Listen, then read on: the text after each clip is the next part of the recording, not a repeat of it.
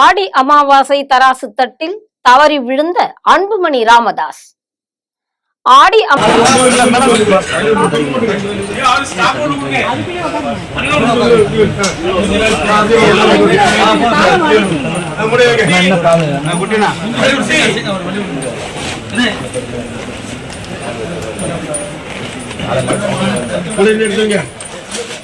அமாவாசை திருநாளை ஒட்டி துலாபாரம் கொடுக்க சென்ற அன்புமணி ராமதாஸ் தராசு தட்டிலிருந்து தவறி கீழே விழுந்தார்.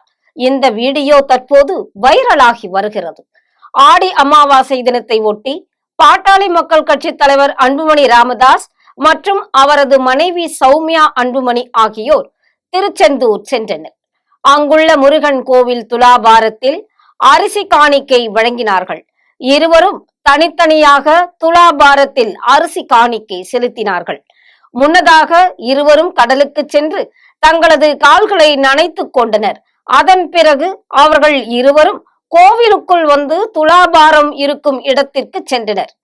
துலாபாரம் தட்டில் ஒரு பக்கம் அன்புமணி ராமதாஸ், இன்னொரு பக்கம் அரிசி மூட்டை என அவரது எடைக்கு தகுந்தபடி வைக்கப்பட்டது.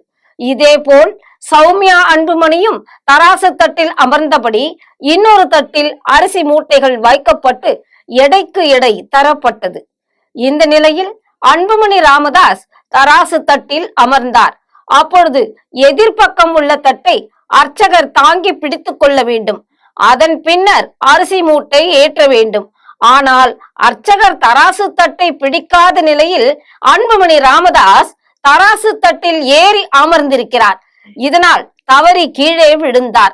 பின்னர் சுதாரித்துக் கொண்டு அவர் எழுந்தார். இதனை அடுத்து அர்ச்சகர் தராசு தட்டை நன்றாக கெட்டியாக பிடித்துக் கொண்டு துலாபாரம் காணிக்கை செலுத்தப்பட்டது. இதனைத் தொடர்ந்து அன்புமணி ராமதாசும் அவரது மனைவி சௌமியா அன்புமணியும் கோவில் பிரகாரத்தை வலம் வந்து சுவாமி கும்பிட்டு சொந்த ஊருக்கு திரும்பினர்.